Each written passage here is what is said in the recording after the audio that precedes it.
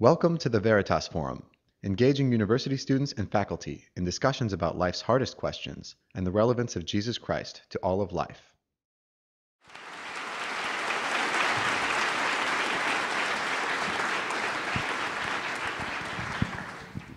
Well, thank you for being with us today. It's a great honor to share this platform with you. You're very welcome. It's good to be here, and thank you to all those who've contributed and supported and set this up. It's great to be here. I thought we'd begin by talking about very general things and then maybe progress toward the more specific.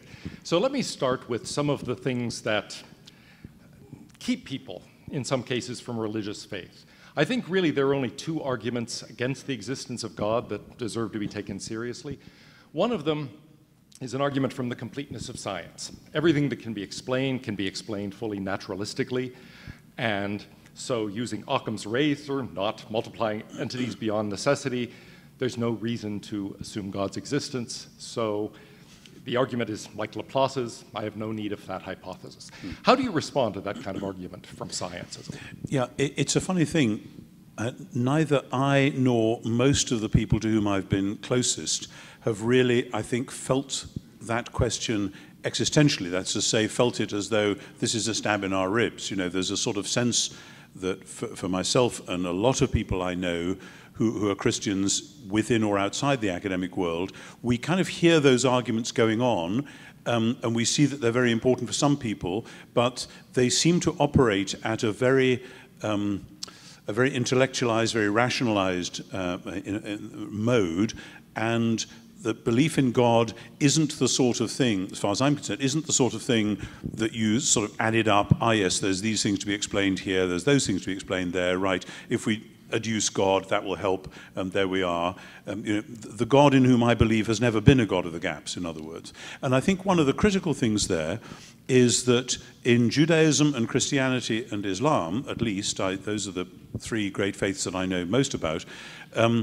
God is not, and we don't think of God as being, an object within our universe. It's rather that we are objects, or actually we are subjects, within his world. Now, in a sense, if somebody comes with the kind of argument that you just set out, you could say that's just a cop-out. That means that we can't have the discussion. But actually, it means that we're locating the discussion in a different way entirely. And that isn't to say, oh yes, I see, therefore I can now believe in God. It's to say, if we're going to talk about God, let's talk about God in that way.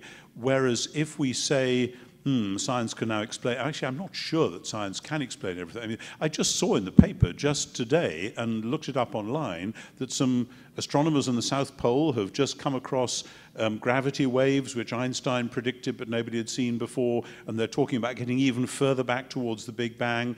And the more we do that sort of thing, it seems to me we're saying, wow, this is a very, very mysterious place in which we live. This doesn't mean that science is explaining more. It means that science is finding out more about the sheer mystery of it all. And I'm not saying that therefore, there is mystery, so now we can put God in that gap after all. It's just that the ambition of science to explain everything down here, as it were, actually, I think, belongs with a sort of Epicurean worldview, which was repristinated in the 18th and 19th century, where God or the gods got kicked out of sight upstairs, and then everything had to work down here, and then we kind of critique anyone that still thinks they believe in God, because we know a priori that God is in fact a long way away.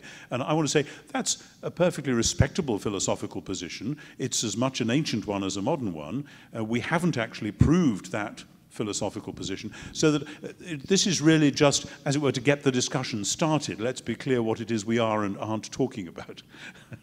All right. Do you see any place where there is a conflict between science and religion? Well, it depends, because the word religion, of course, now, I mean, sorry, if you get a philosopher and a theologian on the platform, we're going to be defining terms fairly soon. But the word religion means something radically different now from what it meant in the first century and from what it means to most people in most parts of the world still today. We tend in the West, and we do this in Britain as well as in America, to operate with a meaning of religion which is by definition hooked into that either Epicurean or deist view with a distant God, and we do our stuff down here, and religion is for those who want to go and visit this old man up in the sky once in a while, you know, on a weekend, if they've got nothing better to do on a Sunday morning or whatever. That's what people see as religion. And in fact, for most societies in most of history, religion has been much more interwoven with everything else, and it's mysterious, but it's an acknowledgement of a sense of strangeness, of otherness, of transcendence, whatever odd, fuzzy words you want to use, about our ordinary life as well, rather than religion over there and then real life, science, whatever here. Now, of course, if different religions, plural, whether Christian, Jewish, or any other, make specific claims about knowing what happens in the natural world, then they lay themselves open to the scientists coming back and say, we can just disprove that. And I think actually sometimes Christians have done that, and that is overreaching a Christian aim. I think one of the great contemporary writers on religion, philosophy, science in the UK at the moment is the man who until recently was the chief rabbi of British Jews, Jonathan Sacks. I don't know if you know him. Did his PhD in Cambridge under Bernard Williams, actually, on philosophy. And Sacks, in his recent book on science and faith, which is called The Great Partnership, he says science takes things apart to see how they work. Religion puts things together to see what they mean. Now, he knows, as we can all agree, that that's a bit of an oversimplification. However, it's a sense of a respectful division of labor, that we're asking different questions about things, and there's every reason why we should be in partnership in addressing them from those different points of view. Oh, thank you. The other classic argument against God's existence is, of course, the problem of evil. How can an entirely good, all-knowing, and all-powerful God permit not only the evils that human beings do, but also natural evils, tornadoes, hurricanes, tsunamis, but of course then also just mortality itself, death and suffering? How do you respond to that sort of argument? I could have guessed, again, being with a philosopher, we were going to get into the really tough questions. Let's put them on the table right to start with, shall we? Yes. Traditionally, that is the much harder one. However, the way in which it is routinely posed, as you did, but as people normally do, rather presupposes that that if there is a God, God is supposed to be a sort of celestial chief executive officer whose job it is to make sure that everything's running okay on the factory floor, as it were, and that if things aren't going well on the factory floor, then him upstairs must be, mishandling it or something. That there's one of Woody Allen's characters in one of his films says, yeah, I guess I believe in God, it's just that he seems to be a bit of an underachiever. And so why can't you sort it out?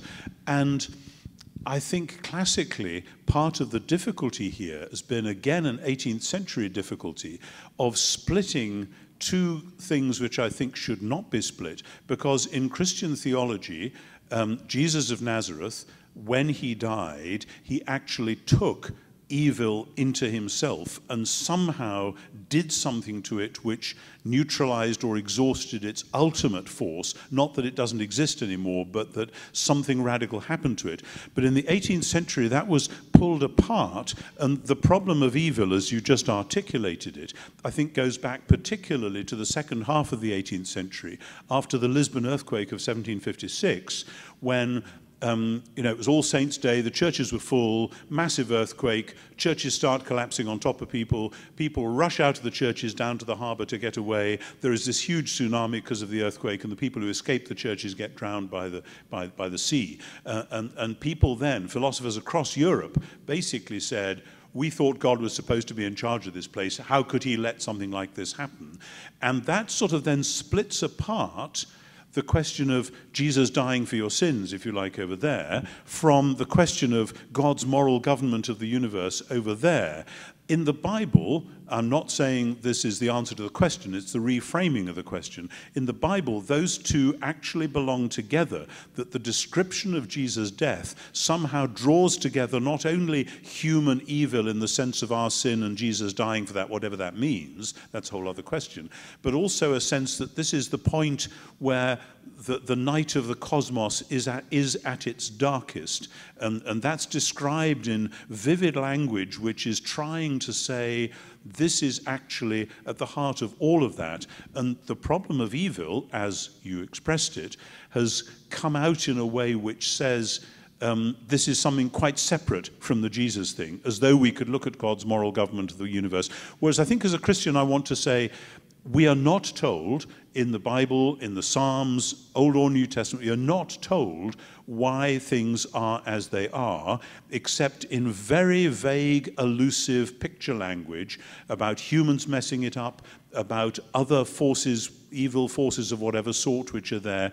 What we are told is that God is a God of love who created a universe out of love, which is a sort of a generous let it be thing, which always runs the risk of things going wrong, but that God's love means that he isn't the faceless bureaucrat who's trying to run things, but he's the one who comes into the middle of the picture and takes the full force of the mess and the horror upon himself. And again, that's not an easy thing to say. I wouldn't like simply to say that straight out to somebody, say, whose spouse had just died of cancer, or somebody who had just lost 2 children in a horrendous shooting or something. I met a man to whom that happened just recently. And, you know, you shudder to say these things because evil is real and powerful and nasty. And it seems to me then one doesn't have a philosophical answer. Oh, yes, this is how it is. You know, some philosophers try to do that. Some theologians try to say, for instance, well, actually, when bad things happen, this is an opportunity for people to grow in moral stature by rising above it or by showing splendid virtue, whatever. I shudder at that argument. I really don't like the sound of that at all. That sounds as though God permits horrible things to some people so that other people, or the people themselves, can somehow grow in moral stature. I just don't get that.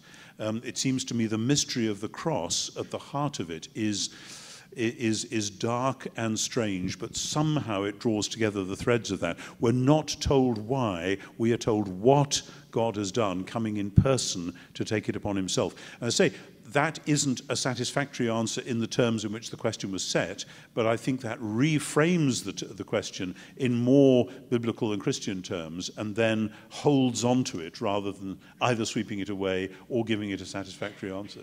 Right. I've been fascinated to see how different people react when this affects them personally. I mean, some people I've seen lose their faith. My daughter was in a very serious car accident when she was a senior here, by the way, so be careful out there, people. But she was angry at God. She didn't lose her faith, but she was furious, and it took her several months to get over that. When I've endured things like this, I felt as if God was right there by my side, and as if I couldn't have made any sense of it and couldn't have gotten through it without that sense. And so it's interesting that some people feel this sense of alienation, some feel anger, some feel lost, some, like me, feel as if I'm really glad I'm in the shadow of your wings to be protected from this. That's very interesting. The recently appointed Archbishop of Canterbury, Justin Welby, who I don't know very well, but I've met him once or twice, I heard him speaking on the radio about the fact that he and his wife lost their first child in a car accident when the child was just a baby. They've got other children since, but he talked very movingly about precisely what you said, that to their surprise, it was absolutely horrible and absolutely appalling, but they had a very strong sense of the presence of God with them in the middle of it. And he said both of those were true simultaneously. And the sense of the presence of God didn't stop it being horrible and awful and terrible. Somehow there was that presence in the middle. But of course, in the Bible, you have these wonderful poems called the Psalms, and the Psalms express both the things that you just said. You know, oftentimes the Psalms are shaking their fist at God and say, hey, what's going on? Wake up. Can't you do your job? I'm in a mess here. And other times they say, though I walk in the midst of trouble, you will protect me, and so on. And everything in between. Well, in fact, I wanted to ask you about the Psalms, so let me break my plan to do that now. Okay. You've written a book on the Psalms, and I myself have found that they are maybe emotionally the most gripping parts of the Bible, the parts that I can go to again and again for refreshment, for sometimes encouragement, sometimes for a slap in the face. But tell me about your view of the Psalms and why they're important. Well, certainly all that you've just said. I grew up with the Psalms because I'm one of those odd people that's always been in and around church circles and sung in church choirs and goodness knows what. And I'm very boring. I never had an atheist period in my teens or anything like that. You know, I know that would have made me more authentic, but that's just how it is. But as a result, I've been singing and praying the Psalms all my life.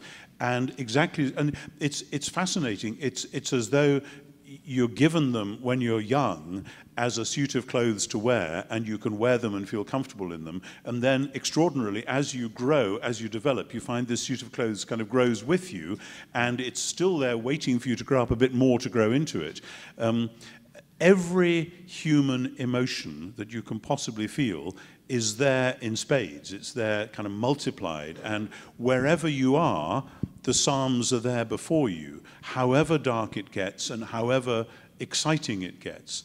I mean, I could tell you dozens of stories, but I just one.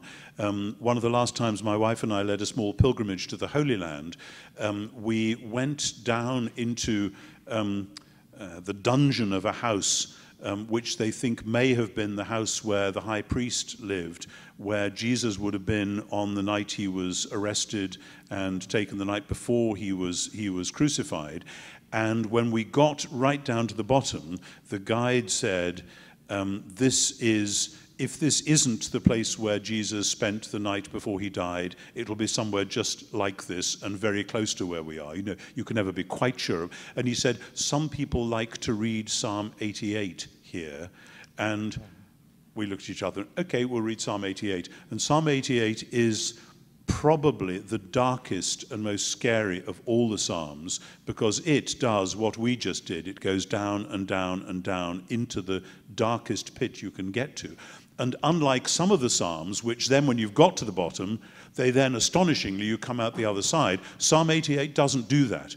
It just says, it ends with, lover and friend, you have put far from me, and darkness is my only companion. That's the end of the Psalm. And that is a prayer. That's just saying, this is how it is.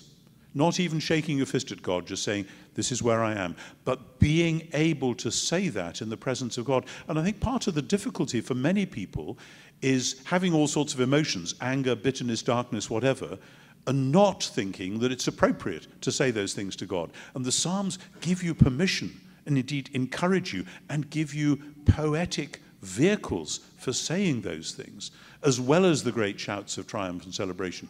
So yeah, over and over and over again, there are things which the Psalms enable you to express. And just to plug this one, not to plug the book, that'd be nice as well, but to plug this one, a lot of churches today, in my experience, have given up singing the Psalms, which I find totally bizarre. The Psalms have been the backbone of Christian worship in all traditions from the beginning. I think this is the first generation ever where Christian churches have started giving them up. And please, if you're involved in leading worship, just don't do that. Find ways, okay, find ways of re-inhabiting them, but we need them. You will be the poorer if you don't have them. Sorry, end of homily.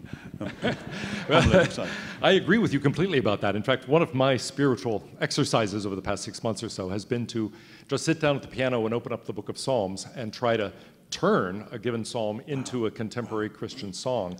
I'm sort of in charge of picking the music and writing a lot of the music. I knew none of this before, so you were the person I was talking to. Well done, that's great. Well, no, I've noticed that absence, though, and I felt like, yeah, I need to inject these in. I call them Insta-Psalms. And the goal is to, write a song in 20 minutes or less. It takes me about 2 weeks to sort it out, but I sort of try to get the initial idea very quickly. That's great. But I think it's important, as you say, to build those into worship again. Well, let me ask you something that I've never really seen in print, but that I've sensed from a lot of students that I've talked to, and even some colleagues.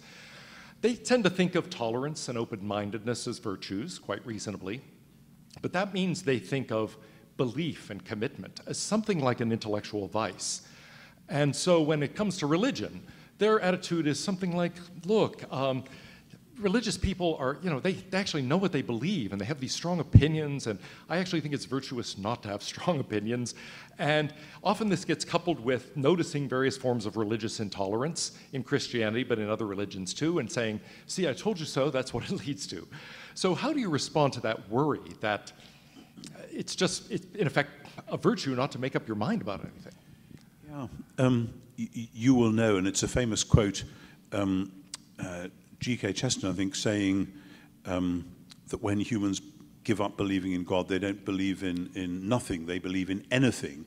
And there is a sense in which open-mindedness can lead you just to wander around with all sorts of odd ideas sloshing to and fro in your mind, which are uncritically held for a moment and then put to one side and something else comes in. And that is actually the way to spend your whole life as a very shallow thinker and probably a very shallow human being, because there's the winds of culture which come this way and that, and they can blow through your mind and keep you entertained, and whether it's through news channels or whatever, and you won't actually get a grip on anything. The other thing, the other parallel great line from G.K. Chesterton is that the purpose of an open mind is like the purpose of an open mouth, which is to shut it again on something solid. You know, that, yeah, okay, have an open mind, but then if somebody presents you with something for which there is good warrant, something which has good evidence, call it a fact if you like, though the word fact has problems attached to it, as you as a logical philosopher will know, when something comes along which really is solid and there and so on, you don't do yourself or the world or anybody any favors by saying, well, maybe, well, let's have a think about that, but let's not decide too quickly. You know, in most of the things that mean most to people, things like beauty and love and wisdom and so on, there is a moment when you have to say yes to something and have to stake your life on it and have to go with it and stick with it. And you might be wrong. Life is full of risk. But if you never, ever do that, you will, as I say, waft through life in and out of relationships, in and out of possibilities, without ever really getting very far down that line. So that the difficulty then, I think, is that the ideal of tolerance is a sort of Enlightenment parody of the Christian virtue of love. And what tolerance does is it separates you, because I can tolerate you, the other side of the room. I can tolerate somebody the other side of the street. I may wave at you or I may not, but you do your thing, I do mine. That's fine. But that's not the same as love. And what I would say is that love is actually hard, and when you see what love means in Christian theology at least, it is very, very demanding. It means going out of your way to think into the situation of the other person, to see what they need, and to do your best to help meet that need. And in the early church, the early century, the reason people became Christians in the 2nd and 3rd century, when the Romans were trying to stamp it out as hard as they could, was not because of great ideas being passed from one great brain to another, Tertullian or Irenaeus or whoever. It was because very ordinary people in villages and towns were doing this thing which they called agape, love, where they were caring for the poor, whether or not it was their poor, where they were caring for the sick, whether or not it was their sick. And people said, we've never seen anything like this before. And that's love, and tolerance is the attempt to sort of get a shadowy version of that without any of the moral effort. And so it seems to me that we need again to reframe the question, and then to say, yes, of course, some religious people are horribly intolerant because they use religion as a way of doing something with their neuroses. And that's often what happens, that people who need to cling on to something that they've just picked up from a preacher or a book or a bit of religious teaching, whatever. And maybe there are some bits of some religions which do seem to encourage that, but there are all sorts of human foibles which then sort of batten onto those things and abuse them, if you like. But actually, holding that up and saying, there you are, that's what religions do, that is the classic argument of the so-called new atheists, the Dawkins and Hitchens and people. And one of the things we've been trying to do in the UK recently is to point out that, in fact, if you look at the people who volunteer to go and serve cups of tea to the visitors who come to visit people in the prisons, if you look at the people who volunteer to go and drive trucks to take needed supplies to people in the mountains of Serbia or wherever it was a few years ago, again and again and again, those people are Christians. There was an item on the news just yesterday as I was driving to the airport, that we now have quite serious poverty in bits of the UK, and a phenomenon which I didn't know in my youth has sprung up, which is food banks. Now, maybe you have them here as well, I don't know. But I think it's something like 95% of the food banks in the UK are run by the churches. And you know, that's not having much attention drawn to it. I think it is now, but there's something going on there where if you say, oh, look at these religious people, they're so intolerant. Yeah, they're so intolerant that they're not prepared to tolerate poverty, and they want to do something to help the people in that position. Whereas the tolerant will say, good luck to you, you know, get on with it, and ain't going to happen. I think it's the same thing here. Let me ask a question that's really a classic skeptical argument, not so much against the existence of God, but just against religious faith. I think of it as the Homer Simpson argument from an episode of The Simpsons where Homer says, look, there's so many religions. What if we've picked the wrong one? Maybe every Sunday we're getting God madder and madder. And basically the idea is, look, there's so many different religions, and even within Christianity, so many different denominations. And there doesn't seem to be any neutral way to pick among these. So doesn't that suggest we can't really know what the right path is with respect to religion? Well, it might, yes, except that actually when it comes down to it, what we, and this is, again, I'm sorry to keep on dumping on the 18th century, just in case there is anyone here who thinks I have it in for modernism, let me say very loud and clear, I do not want to be operated on by a pre-modern or a post-modern dentist. Thank you very much. I want the best that high modern technology can do at that point. So I mean, you know, there are enormous blessings to come out of the 18th and 19th century. It's just that along with that, as so often in human history, the great advances are paralleled by great disadvantages, as it were. And it seems to me that this idea that there are things called religions, and that Christianity is one of them, and that the others are called things like Islam, Hinduism, etc. This is actually an 18th century invention. When the British traders went to India in the 18th century, the Indians were surprised to learn that they, the Indians, had something called a religion, which was called Hinduism. As far as they were concerned, what they did as their life in India was just what they did as their life in India, and it was all part of a seamless whole. And these Westerners came and said, no, no, you have this thing called a religion, and your variety of it is Hinduism, and we have one called Christianity, and isn't that interesting, etc., etc. This is a way of driving that Epicurean agenda through, according to which real life happens down here, and then religious life happens in another sphere, so we split the world apart. Most people in most parts of history just haven't done that. But so that's for starters. And that when you then look at what we call Hinduism, what we call Islam, what we call Judaism or Christianity or Buddhism, whatever, they don't actually match up. They aren't the same sorts of things.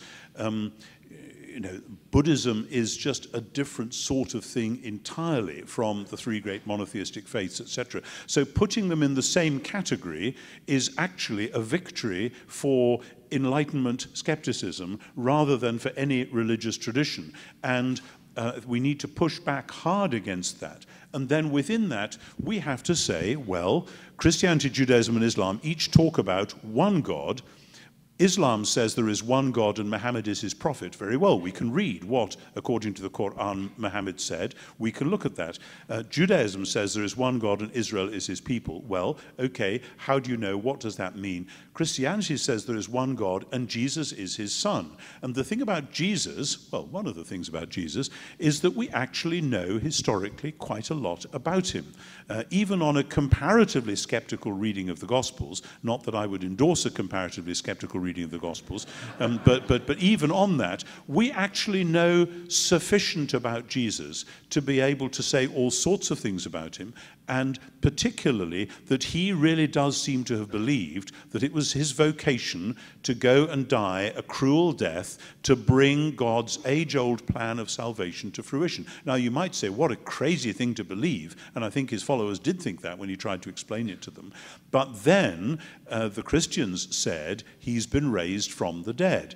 And ultimately, Christianity stands or falls with that the claim about Jesus' resurrection is a very worryingly specific and almost damagingly specific historical claim, because it lays itself open to people saying, well, we know perfectly well that that sort of thing doesn't happen, therefore you're obviously out to lunch, which is why some modern Christians, frightened of that rejoinder, want to play down the resurrection and turn Christianity back into just a moral system like other moral systems. So the first thing to say is that the religions are actually quite different sorts of things from one another, and that the Christian claim isn't about whether this is a good religion or a bad religion. It's about something very specific that either happened or didn't happen, and that's the good news that Christians tell, that it actually did happen. Then the second half of the Homer Simpson point is about the different varieties of Christianity, and yes, that is a scandal. And I said in a meeting this morning, if St. Paul were to come back today and look at Western Christianity, I think the first main thing he would say is, how can you collude with the radical disunity? Because as far as he was concerned, this ought to be a single family. If you believe in Jesus, you belong in the same family. And of course, like all families, that's difficult. You know, family life is hard. It's demanding. But that's where we are. And so this is a problem, particularly in modern Western Christianity, which has to be addressed by the churches themselves as a matter of urgency. Do you think that's happening already? I've been in the Presbyterian church my whole life, and in the 60s, I can remember, we learned total depravity of man and predestination and so on. And now we Presbyterians soft-pedal this. In fact, our most recent statement of faith is sort of, God is our mother, and God is our father, and God is our friend. And we take anything that could be offensive to anyone, essentially, and get rid of it. So from one point of view, I think that's a bit of postmodern dumbing down, but from another point of view, it is an attempt to reach across and get rid of the barriers that have separated. Yeah, the trouble is with getting rid of the barriers is that people can, in their eagerness to do that, actually dismantle a bit too much sometimes. I mean, it's funny, you describing that process from total depravity to kind of this easygoing thing, because when you first mentioned that, I was going to say, you seem far too cheerful to be a Presbyterian, but sorry, that's just Anglican prejudice. I'm not Scottish. Okay. But yeah, I mean, there is a dumbing down which does take place. I have been involved in Christian unity work much of my adult life, and I found again and again that actually it's when people are truest and deepest to their traditions, when in conversation with one another, that you actually start to get somewhere, because often you find that what somebody means by this bit of the language that their church traditionally uses does join up surprisingly with something that we may say from a quite different angle. You have to work hard to get there, but that is often the case. Not always. There are some actual contradictions, but that is often the case. Of course, when we have traditions which say, whether it's total depravity or predestination or whatever, and then people look at them and say, well, we just can't believe that, that's hopeless, and that doesn't seem to be what the Bible teaches anyway, then the danger is that they throw too much out and they do just go over to something soft and fluffy which isn't actually going to get anywhere. And we all kind of oscillate around that. What I would say is this. I think we've got into a new mode of working for church unity. One of the really exciting things, having mentioned the Archbishop of Canterbury, I'll mention him again. He visited the Pope a few months ago, new Pope, new Archbishop. They got on famously. They have just organized, and it was just announced this week, a joint Anglican-Catholic worldwide initiative against contemporary slavery. And they're going to work hard at finding out how contemporary slavery is happening and trying to make sure that the causes are addressed and dealt with. And it seems to me that's the kind of ecumenical thing you can do together, which then in the course of doing it will mean that you're praying together, that you're working together, and it will actually generate a new move for unity rather than sitting around looking at each other's dogmatic statements and picking off the bits that you don't quite like, which we've done for a long time, and it hasn't got us very far, to be honest. No, right. Something I had not realized until I started teaching the history of Christian thought is that in philosophy there was a huge amount of sophistication in the 13th century, say in the 14th century. But by the time you get to Luther and Calvin and Erasmus and the various Catholic thinkers they're debating, a lot of that philosophical sophistication has been lost due to the Black Death and a variety of other factors. And so I think actually there's a huge amount of talking past one another that occurs in that era, and we've still been digging out of a lot of that.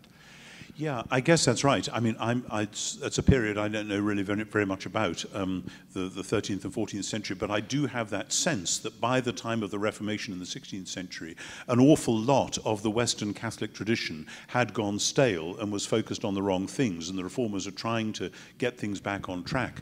That's certainly true. And I think what you say is important because it alerts us to something which, and I'd be interested in your reactions to this, there's always the danger in our world of a chronological snobbery, of the idea that anyone before roughly 1750 can't have been actually terribly smart, and that anything that's way back then, well, there's so much they didn't know, and they didn't know the laws of nature, and they didn't know this, and actually they knew a huge amount, a lot of which we've lost.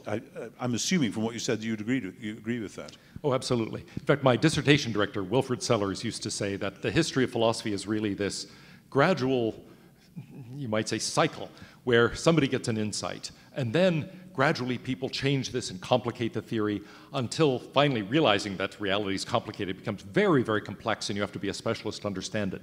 And at that point, people realize this is actually boring and complicated, and no one understands it, and then there's a new insight, and it all starts over again. And I think one of those high points was in the 13th and 14th centuries, but then a lot of it got discarded, and people had to start over again. And I think it's really only now that we have the sophistication to go back and say we're as smart, roughly, as the people from the 13th century, and we can actually see that sometimes they thought they were disagreeing and they really weren't.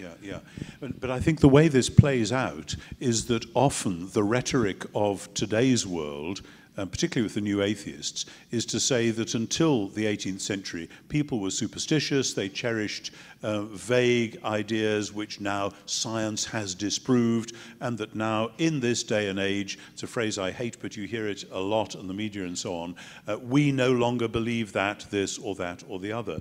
And the way, I mean, this actually, and again, if I could just for a minute bounce this at you, we hear it in political rhetoric. When the so-called Arab Spring was going on, one of your leading politicians, and some of you will know who it was, said they need to get on the right side of history. And I was then really worried because just 10 days ago, your president said that about Vladimir Putin vis-a-vis the Ukraine, that he needs to be on the right side of history. And when I heard that, I thought, you don't say that to somebody who comes from old Marxist Russia, because they had a determinist view of history, that they knew which way history was going, and maybe they still believe that, or some of them, who knows? It's very difficult to tell whether they do or not. But an idea from a sort of Whig reading of history, i.e. that we know a priori that history is moving in a liberalizing direction until everyone is basically a Western liberal Democrat, and that we know that that's a kind of an inalienable law of history. I see no evidence for that whatsoever. And is that an 18th century heresy, this sort of progress? Well, I think it is, absolutely. It's a heritage of the Enlightenment that as we used reason more and more and replaced superstition, things were going to get better and better. And the 19th century seemed to confirm that for a long time. And then it ran into the First World War, Stalinism, Hitler, and a series of things that have not seemed so wonderful after all. Well, quite. And yet people at the popular level, in the media and in politics, still talk as if progress is an unalterable law, and we know what will count as progress too, which I think we're on the same page here. That's right. That's right. Well, you mentioned a few moments ago that there is something surprising and very bold at the heart of Christianity, the claim that Jesus rose from the dead. Say more about that. Suppose somebody says, look, give me a break. That doesn't happen. I gather at one recent debate on this, someone brought in a nurse who had said, listen, you've been in hospitals, you've seen people die, have they ever come back? And so on. And so how do you respond to the initial skepticism that someone may have of How could that possibly be? Well, the first thing to say is that people in the first century knew just as well as we do that dead people don't come back. If you read from Homer through Socrates to Plato to Pliny, whenever they mention the possibility of resurrection, they say, come on, as you say, give me a break. We know that doesn't. And the early Christians knew that just as well as we do. This is, again, part of this chronological snobbery thing. And this is a C.S. Lewis line about that. He says, people often imagine that the ancients didn't know the laws of nature and that we now that we have modern science, we do. And he said, apropos the virgin birth, the reason that Joseph was worried about Mary's pregnancy was not because he didn't know where babies came from, but because he did. And the same with the resurrection. The disciples were not going around saying, oh, well, isn't that interesting? So people sometimes come back from the dead. No, this was not one instance of what now appeared to be a new possible general rule or something. Far from it. Rather, and this is a place where people often get confused. As people say, oh, well, the Jews believed in resurrection, so when Jesus died, they naturally thought he'd come back. Well, no, some Jews, most Jews of the time, did believe in resurrection, but resurrection, they believed, was something that God would do for all his people at the end of time. Nobody ever imagined it would happen for one person in the middle. And you can test this because we know 100 years either side of Jesus, we know of several Jewish resistance movements, messianic movements, rebel movements. Routinely, they ended with the death of the founder. And we have in the histories of Josephus and so on, accounts of what happened next. If the man you followed, who you believe is the king, the new leader, the one God has sent, etc., if he gets killed, you have a choice. Either you give up the movement or you get yourself another leader. And we've got evidence of movements that do one or other of those things. In no case do we have people going around saying, actually, I think he's been raised from the dead. Because, they were more hard-headed than that. Life is real, we've got to get on with it. And in particular, the idea of choosing another leader, the leader of the church in Jerusalem throughout the next generation was James, who was Jesus' own brother. Now, it's very interesting because he was a great leader, a great teacher, a wonderful man of prayer, etc. But nobody ever said that James was the Messiah. If Jesus' body had stayed in the tomb, that would have been the natural thing. Well, it wasn't Jesus, too bad, but here's his brother. He's a great teacher. We revere him. And he was the man who was physically closest to this Jesus who sadly got crucified. So that would have exalted James, but they didn't. They called James the brother of Jesus, the brother of the Messiah. And so as a historian, I am forced to say, when I look at the rise of early Christianity and why it took the shape it did, there are all sorts of things which make me say, I cannot actually explain how Christianity got going as a renewal movement in Judaism in the first century, and why it took this specific shape, unless they really all did believe that Jesus was really bodily raised from the dead. And when you say, but why would they believe that? Could this have been a corporate hallucination or whatever? You can look at those arguments, and I've looked at them and I've written about them, and actually that doesn't work either. They knew about hallucinations, they knew about ghosts, they knew about odd, wacky experiences. There's plenty of literature about that in the ancient world. And they weren't so stupid as just to go wafting off on some idea like that. This was a very definite thing. He really has been raised from the dead. And that was why they did and said what they did.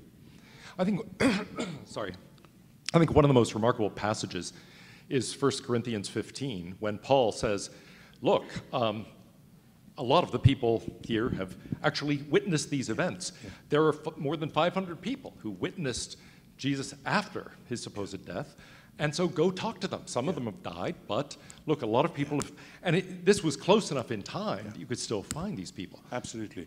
Absolutely. The passage there in Paul's letters, written probably in 52-3 AD, so roughly 20 years after Jesus' death and resurrection, and Paul is saying, as you say, more than 500, and most of them are still around. And the implication is, go and ask them. But there's another fascinating thing in that same passage, which is kind of interesting negative evidence, because what he's doing there is quoting an official church tradition, which goes like this, that the Messiah died for our sins in accordance with the Scriptures, that he was buried, he was raised on the third day according to the Scriptures, and was seen by. And then there's a list of people that he was seen by. And he was seen by Peter, by James, by all the apostles, by 500 at once, and last of all, Paul says, by me. And anyone who knows the early Christian stories, Matthew, Mark, Luke, and John, will say, something's odd about this, because in Matthew, Mark, and Luke, and John, the first people to see the risen Jesus are the women. Now, what's happened is that in the official church tradition, already the women have been airbrushed out of the account, because the early church will have known that women were not regarded as credible witnesses in a law court. And already we have early evidence that people were sneering and saying, this is just a few hysterical women in the half-light of an early morning. You're not going to believe that, are you? And so already by the early 50s, the official tradition has lost sight of them. But in all four Gospels, and they're quite separate accounts, they're not verbally that similar, even when they're talking about the same thing, the women are front and center. And this is the point that I'm making. You would never, ever, ever have made that up. You know, either these stories go right back to the beginning, or they are complete crazy fantasies by people later on who are deliberately shooting themselves in the foot in terms of the credibility of the argument. So that 1 Corinthians 15 is important, but it's important partly as a sort of negative witness, throwing into relief the extraordinary fact that we have these four separate accounts in which the women are the first to see him. When were the gospel accounts written? The traditional account, I think, was in the 40s, so quite close to the events. And now many scholars are saying, well, it's really after 70, after the fall of the temple and so on, some as late as 90 or 100. Yeah, the question of the dating of the Gospels is much, much harder than people have usually made out. In my field, in biblical studies, there has been a tradition for the last generation or so of saying that Mark is probably written in the 60s, maybe late 60s, Matthew and Luke maybe 70s or 80s, John maybe later. In fact, that blessed word, fact again, we don't actually have any good evidence for definitely placing any of them after sometime in the 50s, or for definitely placing any of them before maybe the 90s. I mean, it is very flexible, and different scholars will disagree. And I've read some quite skeptical scholars who nevertheless will pull Mark right back into the 40s, the time when the Emperor Caligula is trying to put his statue in the temple. They think that that's what's going on there. And others who will push it all back the other direction. And so that the critical... Now, this is a problem. People often think that the closer you are in time to the event, with your writing up of the record, the more it's likely to be accurate. That is by no means necessarily the case. You know, the first biographies of Churchill that came out were not the best, fullest, most detailed, or even most bringing out the truth of his character sort of biographies. That takes time to sit back.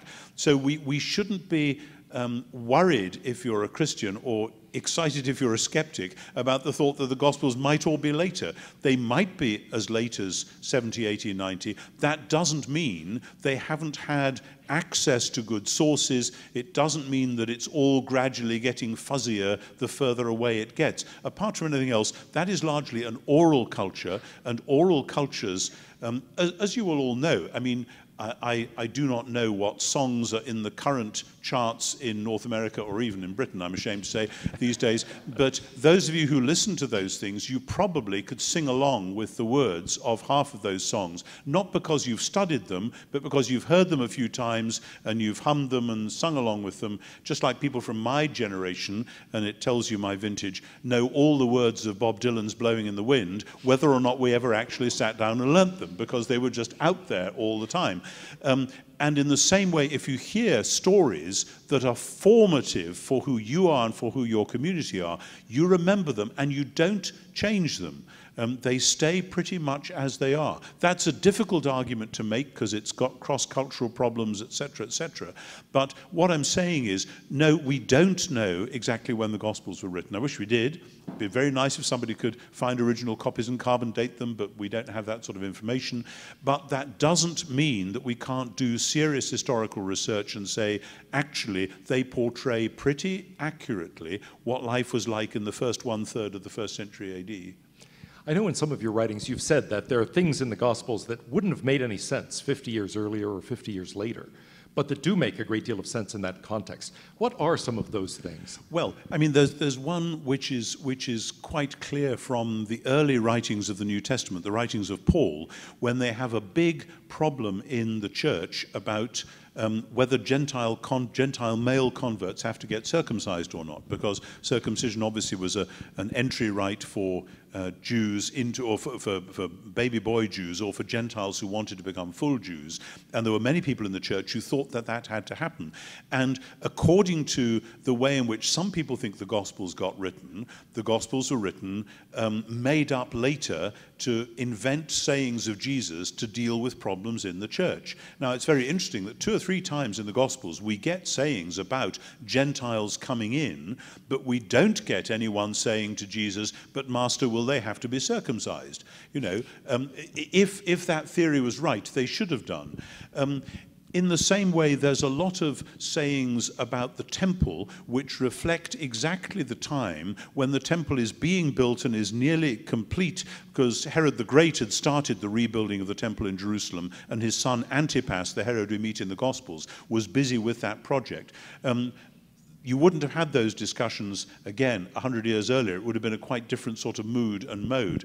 And there's lots of things like, I mean, we actually know a lot about the 1st century from Roman sources, from Jewish sources. There's quite a bright light, so we can pinpoint when things are going on. And I mentioned before the attempt of the Emperor Caligula to put his statue up in the temple in the 40s.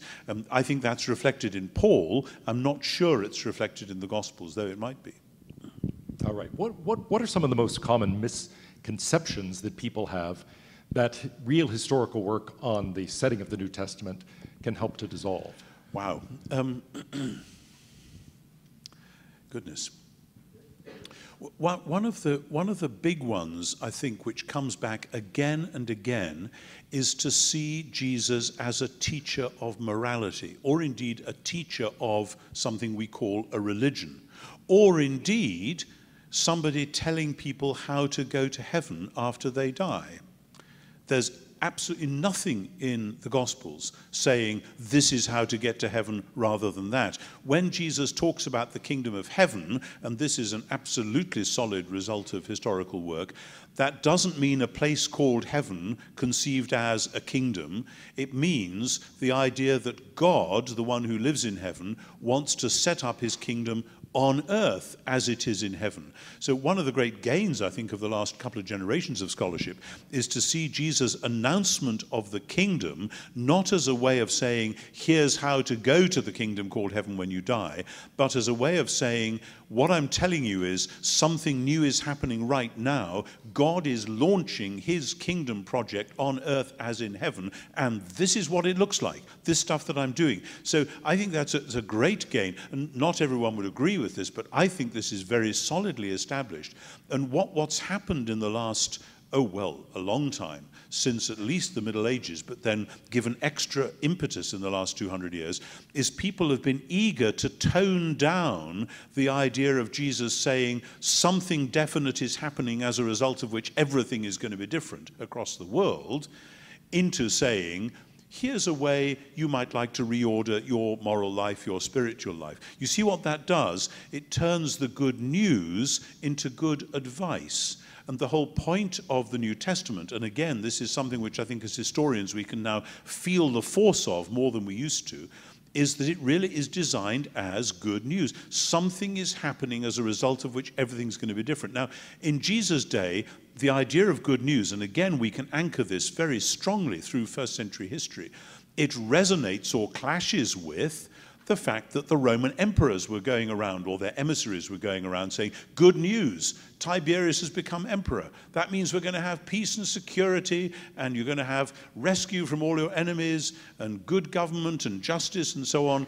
And that message of good imperial news is then deeply subverted, if you like, by the message in the Gospels, which is the good news that there is one God who has sent Jesus, who is totally unlike any Roman emperor you ever imagined. And it seems to me putting the message of the Gospels, instead of in some vague, generalized religious sphere, here's somebody teaching us interesting ideas about religion, might be Muhammad, might be Buddha, happens to be Jesus, so what? No, Jesus is saying something very definite. Stuff is happening here and now in and through what he's doing, and will happen in and through his death and resurrection, which will transform the way the world is, and that's a very definite and shocking claim, which of course people resisted at the time and resist ever since. My first degree was partly in ancient history, and the more I do the ancient history, the more this stuff comes up in 3 dimensions and prevents the Gospels from falling back into this idea of Jesus just going around dispensing good advice all over the place. That actually brings me to my next question, which is, what did it mean at the time to refer to certain writings as Gospels? Why isn't Acts 1? Why is John 1? What about the Gospel of Thomas and things like that? Yeah, wow, good question. The word gospel is an Old English word which just means good news. It goes back to God spiel, which is like in Old German, good talk or good news. So that's our word gospel. That corresponds to the Greek word evangelion, which means, again, good news, an announcement about something good that's happened. Now, the trouble is that by calling the 4 books, Matthew, Mark, Luke, and John, Gospels, and that's really particularly based on the opening lines of the Gospel according to St. Mark, the beginning of the Gospel, people have taken it to be a demarcator for a genre, that this is a genre of literature called Gospels. I'm not sure that actually Matthew or Mark or Luke or John intended it that way, but it's not entirely inaccurate, because what they are claiming to do is not, here's the backstory for the religion which we have now embraced, but this is a telling of the story of how the one God, the God of Abraham, Isaac, and Jacob, who's the creator God, has done what he always promised at last, and has turned the thing around and has launched a new movement into the world. So that's what they're supposed to be about. Now, the interesting thing about the so-called Gospel of Thomas is that it isn't that sort of thing. The Gospel of Thomas is a collection of sayings of Jesus, some of which are similar to the ones in the Gospels, the other Gospels that we have,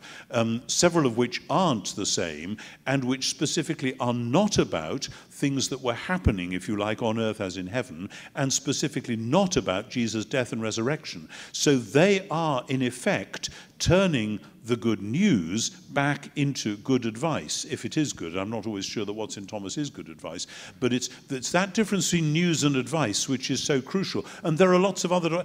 this has been major, and you will know the Da Vinci Code. I won't ask for a show of hands, but I bet at least half of you in this room have read the Da Vinci Code, which is one of the most annoying books I've ever read. Because it lulls you into thinking that it actually knows about the 1st century. And then about halfway through the book, so when I told a friend I had to read it, because a group like this, but in Durham, asked me if I would do a talk to a bunch of students about it when everyone was reading it.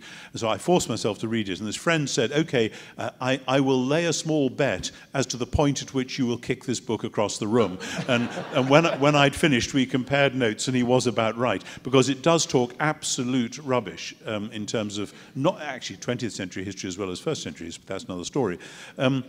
But there has been a major campaign in North American society particularly to privilege the Gospels, so-called, which didn't make it into the New Testament, over against the ones that did, and to put out this myth, and it is a myth, that in the early church there were all these exciting, flaky, dramatic, subversive things, and then along came Constantine and said, enough of that, we'll just have Matthew, Mark, Luke, and John, and they will be the safe ones. And then we can have a nice, bourgeois, comfortable church instead of the flaky, exciting, dramatic, spiritual one we'd have had with all those other Gospels. That is complete rubbish. if you look at the 2nd and 3rd century, the people who are being sawn in two and thrown to the lions and burnt at the stake and having their heads chopped off and so on are the ones who are reading Matthew, Mark, Luke, and John. And the ones who are reading Thomas and the Gospel of Philip and the Gospel of Mary and so on are embracing a sectarian spirituality which enables them to live a spiritual life away from any danger, because those Gospels are not saying something has happened because of which Jesus is now the true Lord, which has huge counter-imperial associations. That's Matthew, Mark, Luke, and John. They are saying something has given us some teaching which means that you can have a different sort of spirituality. Caesar is not going to worry about that. So let's be quite clear. And the reasons why that stuff has been popular in North America, to an extent in my country, but much more over here, are very interesting culturally, but perhaps that's a whole other topic. These cards indicate that it's now time for me to turn to your questions. But before I do, there's one more question I have to ask, which is, your most recent book is on Paul, and you're responsible for the New Perspective on Paul. Can you give us, in a nutshell, what that's all about? The phrase, the new perspective on Paul, is a phrase which I used first in a lecture in 1978, which is a long time ago now, before some of you were born, I guess. Already, even then in the late 70s, there were several different varieties of new perspective, and they have gone further and further apart as the last 4 decades have gone on. At the heart of what called itself the new perspective on Paul was a fresh appreciation of what first century Judaism was like. That in Western Protestantism and Catholicism, there was a caricature of Judaism according to which Jews were legalists who were trying to earn their salvation by doing good works, works of the law or whatever. And along came Paul and said, and Jesus for that matter, and said, we don't believe in legalism, we just believe in grace and love and peace and all that stuff, and that's how Christianity worked. That is a caricature of Judaism and a caricature of the early Christian critique of Judaism, and indeed it projects Christianity and Judaism precisely as different types of religion in competition with one another, whereas at the heart of my version, at least, of the new perspective goes like this, that first century Jews are living, a lot of them are living, on a long narrative which says, we have been waiting a long time, but now it is time for God to act, now it is time for God to become king. How's it going to happen? We think maybe God will send a Messiah who will do this and this and this, and the way to prepare for that is by keeping his law as well as we can to show God that we are grateful for giving us this special status, and so that then when God finally acts, it'll be clear that we are his people. That is, I think, a much clearer and more historically sharp picture of first century Judaism. Then what happens is Jesus comes along and gets crucified and is raised from the dead, and Paul discovers that instead of this great Jewish story being fulfilled in the way he thought it was going to be fulfilled, it's now actually been fulfilled with a crucified and risen Messiah, which is a shock and a scandal. So that the apparent clash, if you like, between a Judaism which doesn't accept Jesus the Messiah and a Judaism which does, i.e. what Paul is offering, is not between one sort of religion, a nasty old legalistic self-righteous one, and then another one which believes in grace and love and so on, but between a religion which says we are still looking for the fulfillment of God's purposes, and another one which says we believe that this same God has fulfilled his purposes like this. In other words, it's a clash not of religion but of eschatology, of what you think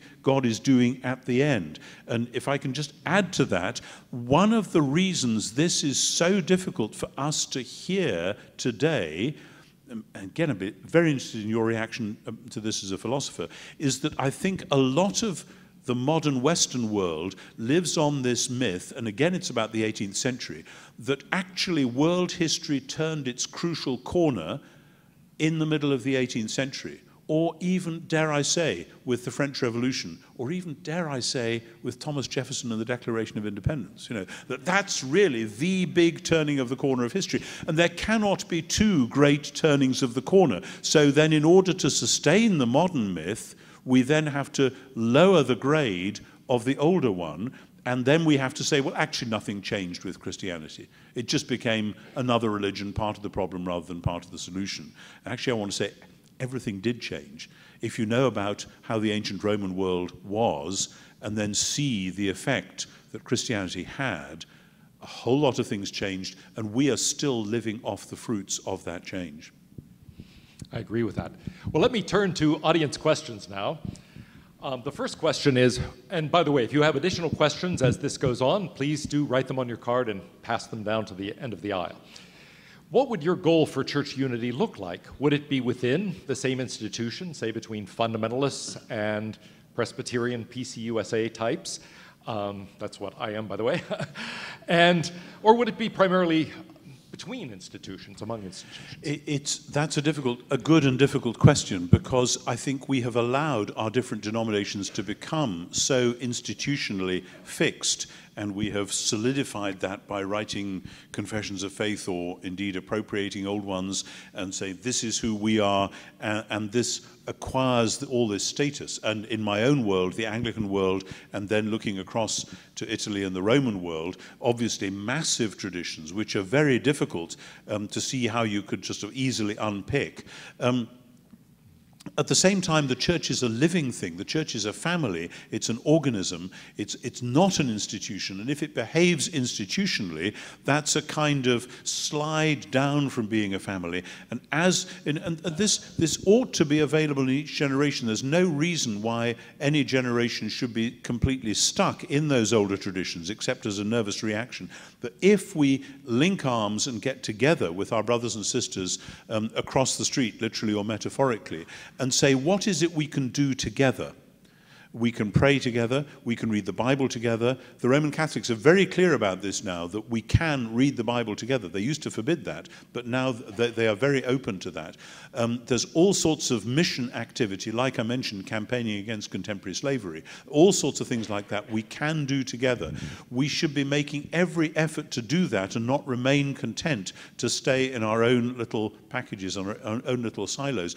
And I really do think that as we do that, if we all were to do that over this next generation, who knows what new possibilities will emerge? And sometimes God forces that on us by shrinking our budgets, so that we then find we have to share our building with the church down the road that we never did share with before. And then we discover that actually their services are really very like ours, and their preacher says the same sort of things as ours does, and eventually you realize just what was it that made us so different in the first place?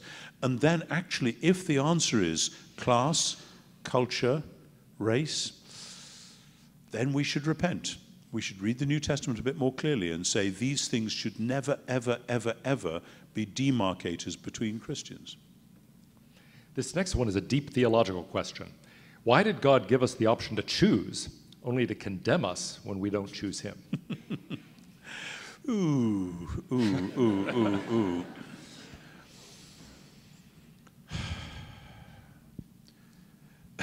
It's funny, people often say to me, I just have a short question.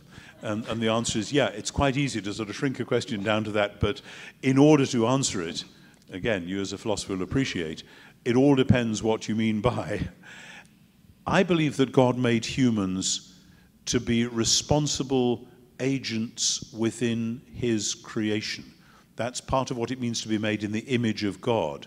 Choice is an odd idea, but choice is involved in responsibility, that God doesn't want us to be puppets. God wants us to be human beings, to be fully flourishing agents who can wisely engage in appropriate action as stewards, co-creators within his world, and gladly sum up the praise of all creation and present those praises before him. For that to be the case, humans have to be, as I say, people, not puppets. The trouble is that when humans abuse that freedom, it isn't so much that God says, there you are, chosen wrong, right, that's you, sorted, off to hell, whatever. It's that if there is a God, just suppose there is a God, who made us in his image, to love him, to serve him, to work with him, to find our true identity in being people who are doing that, to find what it means to be gloriously human by doing that, then if we choose not to do that, it is not so much that God has set up an arbitrary standard, either you choose me or you don't. It's that you become like what you worship. And if you worship the God in whose image you are made, you will reflect that God in all sorts of ways. You become more truly, more uniquely who you are. Actually, those who worship God become more different from one another. They have a family likeness, but they become more truly individual. Those who don't, often their humanness will start to shrink, and they become like what they worship, whatever that may be, whether it's money or sex or power or whatever. And so it's not, the way the question is phrased, and people often do this, is, and I think this is actually, again, part of a modernist way of putting the question, that we know there's a heaven, we know there's a hell, God wants us to believe or do certain things, and so it's God making up these arbitrary rules, like, again, the Roman Emperor Caligula, who notoriously made some very odd laws and had them carved very small on tablets and then stuck up so high on the wall that nobody could read them, and then condemned people for not observing them, as a classic tyrannous thing. And people often cast God as the big bad bully in the sky who's going to do that kind of thing. And that is just a radical slur against the God we meet in the Bible. So you have to unpick the question, I'm afraid, in order to get anywhere near the beginnings of an answer. In the United States, we call that the IRS. The which? The Internal Revenue Service. Complicated, the rules no one understands. Okay, right. There's a very closely related question here, which is about hell, basically. How can a loving God create hell and create a world where people go to hell? Yeah, I should congratulate you. When I was doing talks like this in various places further north and east than this back last year, almost every time there was a Q&A, hell was the first question. This time I think it's been the fifth or sixth. Maybe it was the first and you shoved it down further down the path. No, I pulled it up actually. Right, okay. Western society has lived with the picture of hell for far too long. I am not a universalist. I do believe that it is possible for humans to make choices to worship that which is not God in such a way that they actually collude with the destruction of their own humanness. I take that very, very seriously, and it's something which is always there. But ever since the Middle Ages, Western Christianity, Eastern Christianity, by the way, doesn't do it like this. I'll come back to that in a moment. Western Christianity has lived with what you have, for instance, in the Sistine Chapel, what you have in Dante's great poem, where you've got heaven over there, you've got hell over there. And what happened with this, interestingly, was people lost the vision of new creation, new heavens and new earth. So I wrote a book a few years ago called Surprised by Hope, which has done rather well in America because it actually deconstructs the American fixation with heaven and hell and says, yeah, okay, there are choices to be made, and those choices matter, but the point is not, are you going to heaven, are you going to hell? The point is, God is going to make new heavens and new earth, a whole new creation, and you are invited right now to be part of that project and to be yourself one who is made over anew, both fleetingly in the present and then ultimately in your own resurrection. Now, to say no to that, to say, I don't believe in this God, I don't want this God, I don't like the look of this Jesus, etc., from the Christian point of view, is to say, I don't want to be part of that new creation. And to say, I'm not going to be part of the new creation, is to say, I am colluding with a sort of a nothingness, a sort of nihilism, a sort of denial of all that is good about the world. And it is that self-denial, in that sense, that denying of even the goodness of your own humanness, ultimately, which then has been sometimes painted in the lurid pictures of fire and brimstone and all the rest of it. I think that picture often gets in the way of really seeing what the choice is these days. Let me just tell you the little story about how the Eastern Church does this, because 6 years ago, I was in a big service in the Sistine Chapel in the Vatican in Rome, and I was on the bench of ecumenical observers, and next to me was a Greek Orthodox archimandrite, and we were sitting there, and we were staring up at this amazing great wall with this picture of the Last Judgment and Christ with people going to heaven and people going to hell. And on the walls either side, other things, there's the life of Christ one side and there's the life of Moses the other. And my Greek friend said, This I can understand, pointing at the life of Jesus. This I can understand, pointing at the life of Moses. And then he pointed at this great Last Judgment scene and said, that I do not understand. That is not how we do eschatology in the East. Frustratingly, at that moment, the Pope and all the cardinals came in procession, and I never got to ask him, so tell me how you do eschatology then. But it seems to me that what the Greek Church, the Eastern Orthodox Church, has its finger on much more securely than the West does, is that sense of new creation, of new heavens and new earth. And if you frame the whole question from that point of view, then the question of final judgment actually is transformed at every level, and the caricatures of this big bully going to throw some people into hell simply doesn't look like that anymore. Much more I could say about that, but that's probably enough for the moment.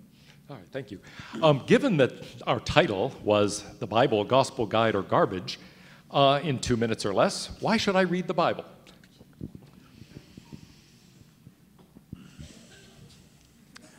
They put in the 2 minutes thing, not me. It'll transform you like no other book will. The Bible is an enormous, great drama, and as you read the drama and you get involved in the play, at a certain point you realize that somewhere in the list of dramatis personae, your name is featuring there. In other words, this is God's drama, and you are actually called to be an actor in it. In other words, this book is open-ended in that sense, that it tells you the whole story in such a way as to frame the question, God wants you to be part of this drama, are you up for that? The drama which is moving towards new heavens and new earth on the basis of what God did in and through Jesus. Of course, the Bible is a huge, big book. It's no bigger than, I don't know, War and Peace or Lord of the Rings, let alone J.K. Rowling's many Harry Potter series. You know, you can read the Bible through quite easily. 3 or 4 pages a day you'll get through in a year. It's worth doing. And then next year perhaps you want to do it twice through, etc. Because actually once you get to know the story and feel the drama, feel how the characterizations work, you'll find it catches you up in it. Of course, there's all sorts of bits in it which are hugely difficult to understand. People have always found that. People found that in the first Christian century. They even found some of Paul's letters difficult to understand. Can't imagine why.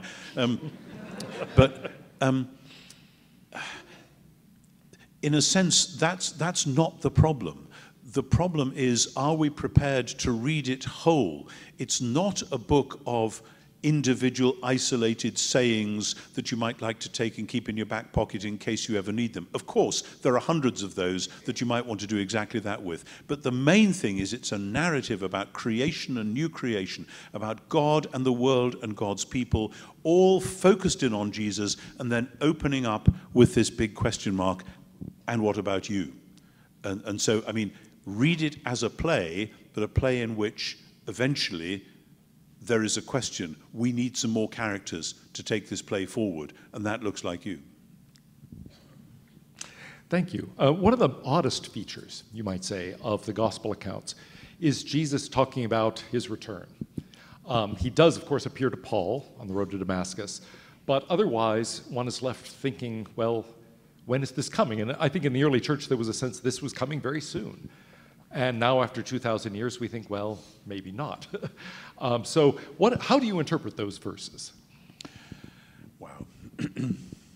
Yes, Jesus does, at the very end, say things like that. And when Jesus finally disappears, there's this rather odd record in the book of Acts where an angel says, this same Jesus who you've seen go will come in the same way. There is a major problem here, which you better name right off the top, which is the problem which looms more large, again, I'm sorry, in America than anywhere else, because American dispensationalism, with the idea of the rapture, has actually turned the idea of Jesus' second coming into its opposite. In the New Testament, the second coming is not Jesus coming back to scoop up some people and take them off to heaven with him. in the second coming passages in the New Testament, Jesus is coming back to rule and reign and transform the world and make it over anew. And that is actually part of the whole New Testament package of new heavens and new earth. Put it another way. There's a couple of verses in the New Testament which, instead of talking about Jesus coming, talk about Jesus appearing. This is in Colossians 3 and 1 John 3, if anyone is wanting the references. What does it mean, appearing rather than coming?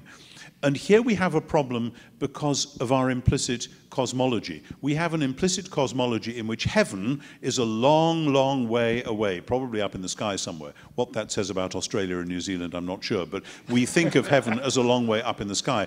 And then we think of earth as all the way down here. So we think of Jesus as coming like a spaceman, having to make a long trip from somewhere else. And I know, because I've met them and I've had letters from them, there are a lot of people who take that as completely literal language, as though heaven is a space within our cosmos. That is not how the Bible uses the word heaven. The word heaven has a multiplicity of meanings, but in this sense, heaven is God's space, and God's space is supposed to be eventually integrated with our space. Call it earth, if you like. And the point is that at the moment, it is as though there is a great curtain hanging down through the middle of ordinary reality, so that at any point in any place, God is not far away, Jesus is not far away, it's just that they're currently invisible. But one day, the curtain will be pulled back, and it won't be like coming, it'll be like appearing. You imagine the gasp, as if somebody were to yank a great curtain back there, and we suddenly realized all sorts of things going on behind that curtain that were actually integrated with our reality, and we didn't realize it. That's as good a picture as the idea of him coming. Now, part of the difficulty here is that some of the passages in the Gospels, which have traditionally been taken as predictions of Jesus coming back after a long period, are not, in fact. They are predictions of the fall of Jerusalem. In Mark 13, for instance, in the parallel passages, it doesn't begin with the disciples saying, "When are you coming back?" It begins with Jesus saying, "All this stuff's going to come crashing down," and the disciples saying, "When? When will that be?" The difficulty is, and this is a real difficulty, especially at 8 o'clock at night when my body clock is telling me it's 1 o'clock in the morning, excuse me, that the language which they used to describe events like that was what some people have sometimes called apocalyptic language. That is to say, things like the sun will be turned into darkness and the moon will be turned into blood and the stars will be falling from heaven. Now, generations of Christians have thought that Jesus was predicting the end of the space-time universe. However, when you trace that language back into the Old Testament, and that bit about the sun and the moon and the stars comes from Isaiah 13, it isn't talking about the collapse of the space-time universe, it's talking about the fall of Babylon, which was the greatest empire of the day when that was written, or around the time that was written. Because when this huge empire, which has dominated the horizon, suddenly falls with a crash, what language are you going to use? What poetry can you use to signal that? And when it's Jerusalem, and if you're a Jew who believed that that was the city where God had promised eventually to come and live forever, if that falls with a crash and the temple is burnt to the ground, you're going to talk about the sun and the moon and the stars. I mean, even in our political discourse, we talk about landslides and earthquakes, and we all know that that's a metaphor. Well, they all knew that this language was a metaphor. My colleague John Barton in Oxford, I remember saying in a lecture once, that we ought to know as a matter of literary genre that if an ancient Jewish text says the sun will be turned into darkness and the moon into blood and the stars will fall from heaven, we ought to know that the next line is not going to be the rest of the country will have scattered showers and sunny intervals. You know, this is not a primitive weather forecast. And it's a very telling. The prophet Jeremiah had prophesied that Jerusalem would fall, and he said that that would be like the whole of creation going back to tohu abohu, which in Genesis means without form and void, to a primeval chaos. Now, for a long time, Jeremiah lived with the possibility that he might be a false prophet because Jerusalem had not fallen.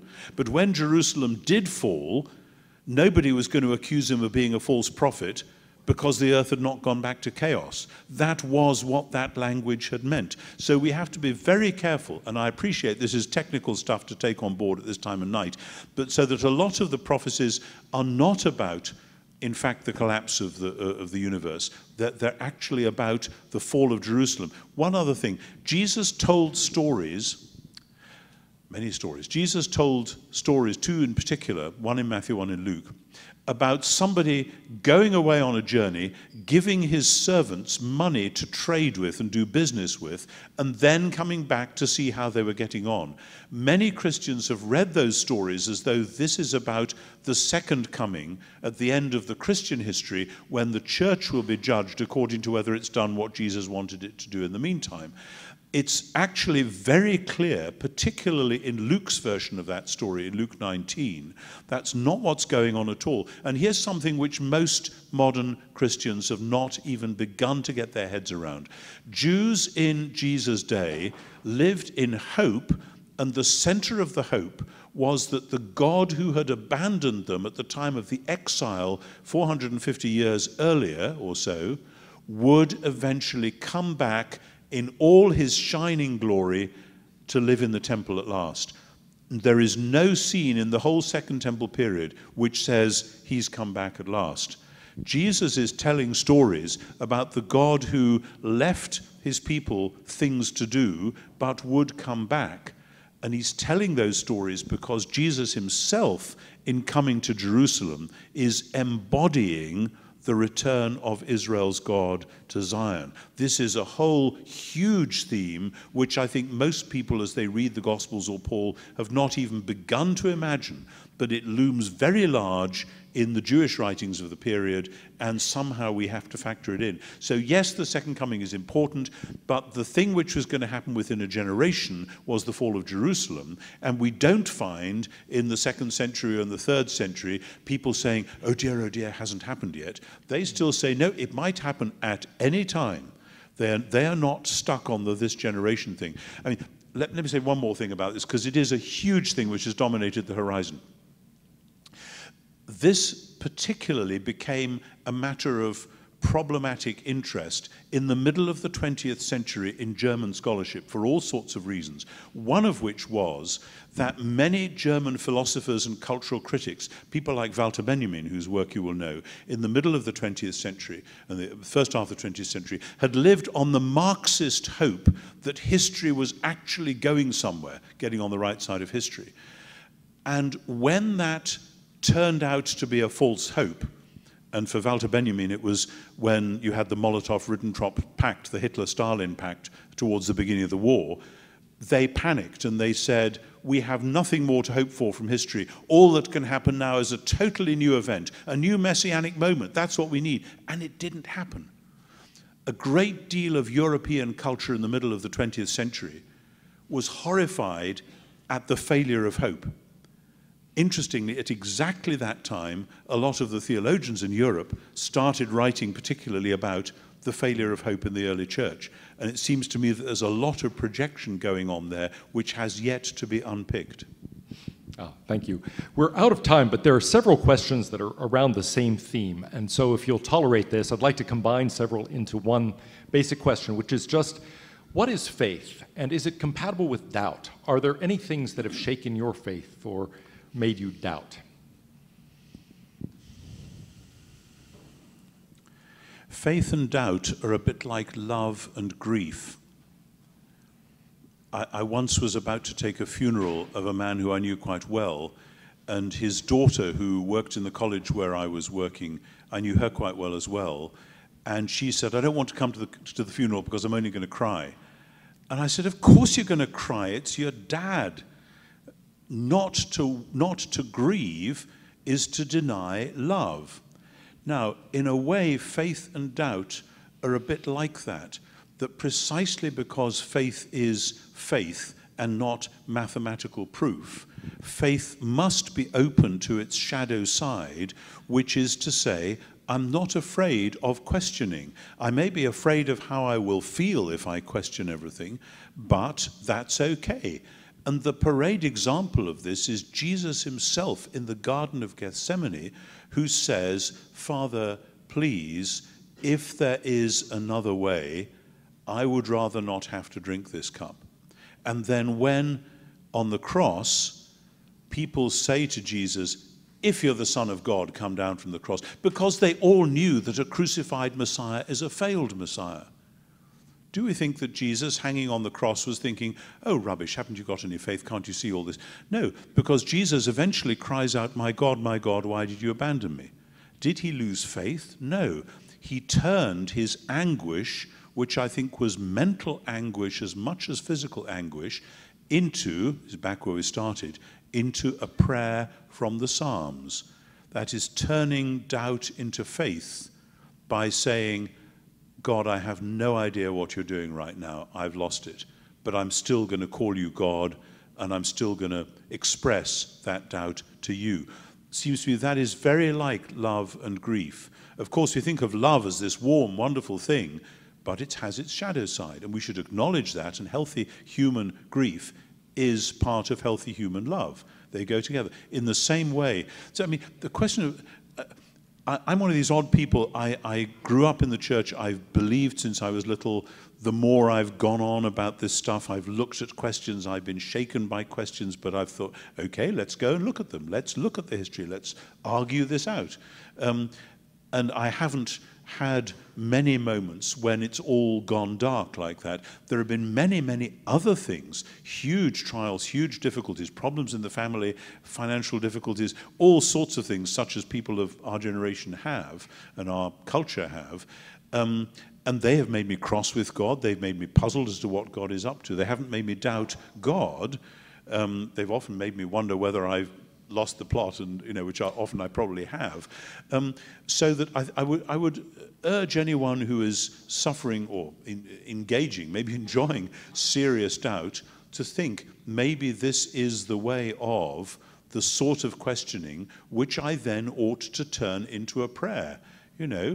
God, if there is a God, what's all this stuff about? Seems to me that's a perfectly appropriate prayer. It doesn't deny who we currently are, but it struggles to bring who we currently are into the presence of God. That is doubt becoming part of faith. And somehow owning those two, it seems to me, is, for many, many people, part of the journey which will lead to faith's confirmation. But, I mean, this is a university. I often tell students in the university, when you really work something out, if you really get an answer to something that you're working on, the reward for getting an answer is you get 3 more questions, and they're harder questions. And it's the same in faith. The reward for actually finding, I really do believe in Jesus. I really do believe God raised him from the dead. Wow, then you're going to get a lot of questions. But you have a lot of fun working at them too. I like to remind people that the 22nd Psalm begins with this feeling of being forsaken, but ends with the affirmation, he's done it. Exactly. Yeah. All right, thank you very much for being with us. Thank you very much. Thank you. That's great. Thank you very much.